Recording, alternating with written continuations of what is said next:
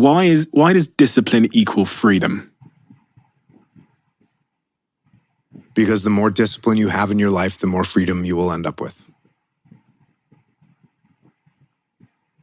So if you lack the discipline to exercise and eat healthy, you will end up being a slave to disease. The best way to contend with problems, with issues, with adversity is action, is by taking action. The more you sit and the more you wait and the more time you spend with that adversity, with the upper hand inside your head, the worse it's going to get. So for me, always taking action, making something happen. It doesn't have to be huge. It doesn't have to be some mammoth, triumph that you're going to go and pursue. But if you say, hey, listen, this is what happened, didn't go the way we wanted it to, we're going to get our gear back on, we're going to go back out. We're going to do this other mission. And that's what I think. I think taking action, and it's in your personal life too. Something doesn't go the way you wanted it to go. You didn't get the job you wanted. You didn't get the hire. You didn't get the promotion. You can go home and sit there and dwell on it. That's not getting you any progress. Or you say, okay, you know what? Let me do a quick analysis. Why didn't I get that promotion? Oh, it's because I didn't get this qualification, or I hadn't jumped through this gate. Okay, cool. What do I need? Let me look into how do I get to jump through that gate so next time I will get the promotion, and you start taking action. I think that a lot of the discussions about motivation can cause people to believe that there's some magical state that they need to be in before they do something. Yeah, and as I've said since day one, motivation is a feeling that comes and goes, and it doesn't matter whether it's there or not.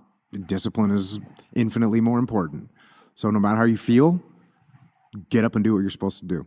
That's it. And that's discipline. It's not motivation. If you only did what you were supposed to do when you were motivated to do it, that's leaving it to chance. But if you're disciplined, you go do what you're supposed to do. That's the way it works. Your excuses will destroy you and take everything that you ever wanted from you if you let them. Doesn't sound like a friend. No, it's definitely not a friend. It's definitely not a friend. It can seem like a friend, just like your friend that keeps feeding you drinks at the bar can seem like a friend. But are they really helping you in any way, shape, or form? No, they're not. They're not. So when your excuses make you feel a little bit better about the fact that you didn't execute on what you needed to execute on, then they can make you feel better. But they're not helping you. They're not helping you at all. What are your thoughts on Gen Z? What do they need to be looking out for? What's your advice to them? You have a lot of opportunity in this country. I was talking to a kid the other day, and I was just like, man, he's in the fire department. And, there's a salary cap in the fire department, right? And I said, hey, man, save your money. Figure out something else you can do. In the fire department, you got time to do other things. What do you do in your spare time? Right there. I already know you're not doing much. So what can you do? And I kind of said, we're at my gym, and I said, look, you see all this? I go, all this was just like an idea at some point. Just a little tiny idea with no true value whatsoever. Nothing. And here you are in a gym. And that's the same for everything that I have in my life. Everything was just like nothing. But if you apply it and you execute on it, now all of a sudden they start to grow value. What have you learned about how to deal with and overcome fear? Go. Yep. It's you when all that fear that's in your head, all the what ifs and the scenarios that you create inside your own mind that are way worse than anything that is actually going to happen, they all disappear when you go. So just take action. It's hard work. It's helping other people out. It's studying hard. It's doing the best that you can in whatever endeavor you're undertaking. It's all those things. And one of, I think, the most important underlying messages, and probably the most important underlying message, is that you can decide who you want to become, and you can become that person. So, in the book, the kid is weak, can't do any pull-ups, doesn't know how to swim, doesn't know his times tables, and he's getting picked on by the school bully. That's a rough place to be in for a 10-year-old kid. And what his uncle teaches him is you don't have to be weak. You can work out and you can become stronger. You can eat better foods. You can study and you can become smarter. You can learn how to swim and you can learn how to fight and defend yourself. And so you can actually become, through hard work and through discipline, If you give up a little bit today, like you can't get it back.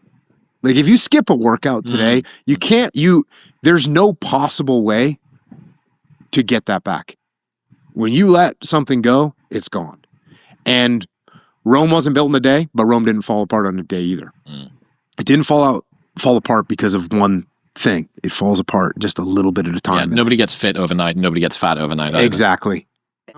Go do something that's hard.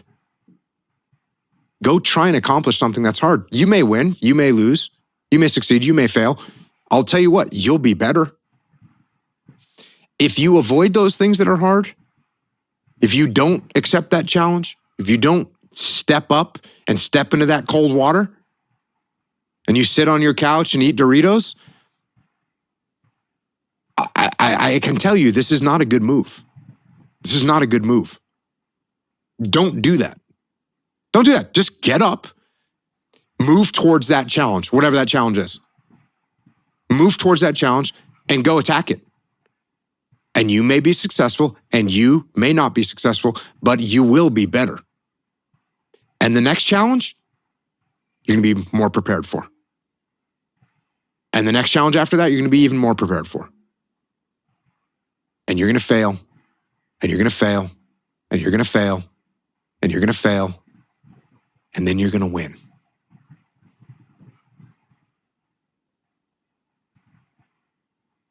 And that's life. Life without those challenges, it's just existence. Don't just exist. Go live. What would you say to someone who's going through a bad month or a string of bad months and doesn't see any light at the end of the tunnel?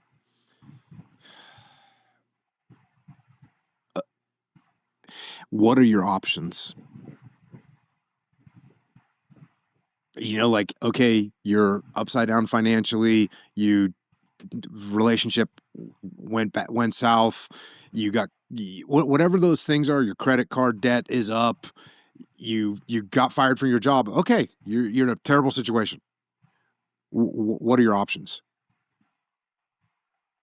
What you have to do is, you kind of have to prioritize and execute, right? Like, okay, I got all these bad things going on in my life. What is my biggest problem right now? And you got to say, okay, I got to start with solving that problem. And you got to start to going back to I think it was the initial thing that we talked about, take action. You got to take action and move forward. And if you don't, the downward spiral doesn't end. And if you allow it to continue to go down, that's where it's going to end up. And so you just have to, what are my options? Abandon the whole thing? Like, no, that's not the option. That is not the option. What can I make better right now? And start to reassemble things and put them back together.